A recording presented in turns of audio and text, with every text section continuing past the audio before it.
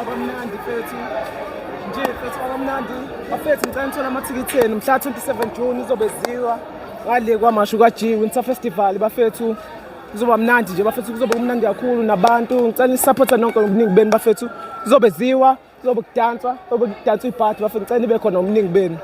Danko. Shout out. Firstly, shout out to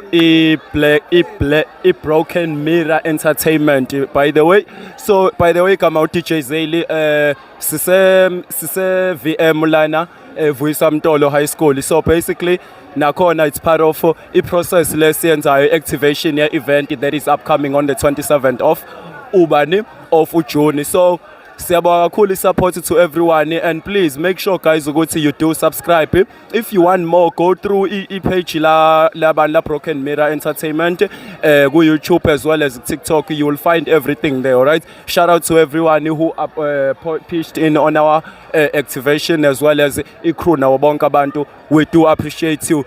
Shout out, peace out. Danko.